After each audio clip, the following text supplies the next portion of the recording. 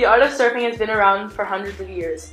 The simple act of riding the perfect wave has people in ecstasy and immediately brings many people to the laid-back, salty lifestyle it offers. Whether it's the elementary longboard or the modern-day shortboard you prefer, it's leaving humans more present and one with Mother Nature than ever before. When riding the perfect wave, time ceases to exist and you're in such an intense state of combined euphoric peace and excitement that it hooks onto you like a drug, and once you feel that, any other lifestyle to you would be completely insane. So let's go back to the beginning and find out how the culture began. Most surfers say the first big wave ever ridden was in Makaha, Hawaii by Greg Noll.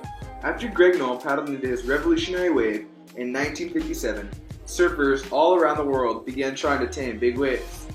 At this time, however, many people thought death was inevitable.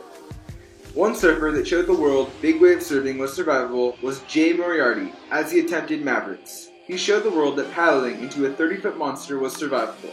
Nowadays, you don't even need to paddle into waves. You can simply be towed into a big wave. In order to surf any wave, you must first start out with your board.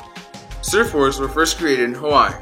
Shaping boards was a recreational activity for most ancient Hawaiians.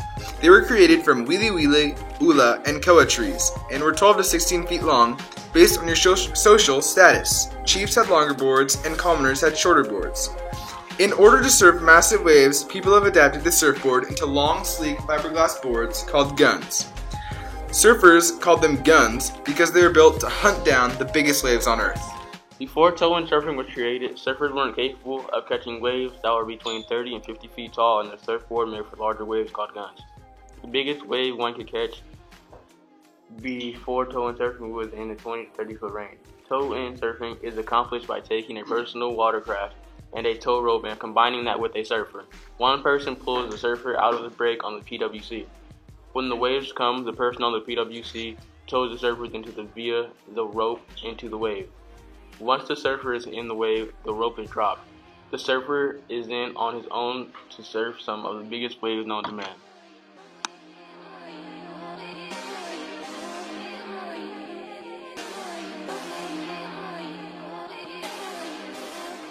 The best big wave surfing spots have only a few yet very important things in common. They are only suited for very experienced, elite surfers, they only break once in a while, and they can kill a person in seconds. Bonsai Pipeline is one of the most famous and undoubtedly one of the most dangerous waves on the planet. With the jagged reef that lies below, this wave has taken more lives than any other spot combined. Secondly, our home break Mavericks.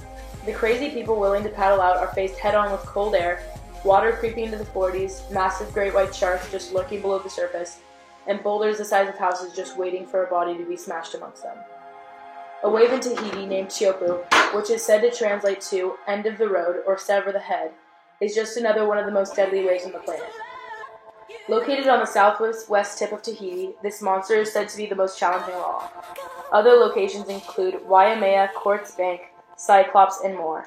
But why take the risk when you are almost prone to them? People fiend for thrill. Anything that is addictive has a dopamine rush to it, and when people feel so much excitement, people always are searching for more. It makes people feel alive and one with themselves. It's a breathless experience. So my name is Ryan Seelbach. I've been surfing in the Maverick contest for 10 years, and I live in San Francisco, California, and I have the opportunity often to run down and surf Mavericks.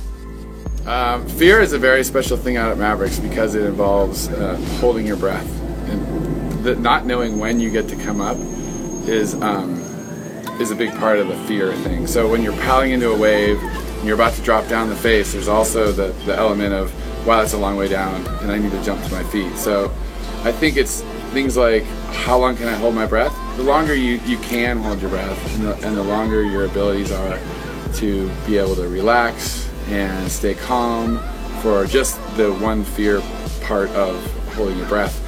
It helps build your confidence. And so the more confident you are out there, the better you can control your fear. That's the way I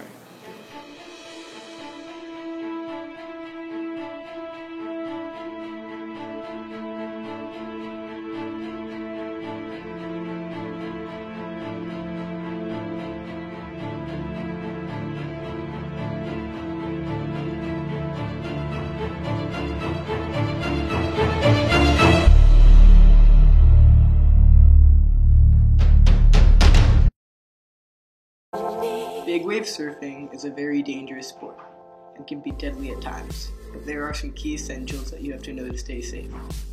You have to respect the waves while you're out on the water, or else they can take your life. Nature doesn't have any rules, and it won't care if you're being dragged under a 60-foot wave about to meet your death. It is rare that there is a second chance in this sport. Some tips to stay safe are, before going out, watch the water and learn the waves. Avoid the reefs and rocks. You should always know and understand where the reef and rocks are. Stay focused while you're riding the waves. The waves are created by these powerful storms that are packed with energy in the form of wind. This energy or wind that the storms generate is then transferred from the air into the ocean. The wind is what creates the energy that creates waves. The best time to surf big waves are in the winter. That is when the waves are most big and impressive. Some good places to surf big waves are Hawaii, Teahupo'o, and Cortez Banks. These surf spots are known worldwide for being the best big wave surf.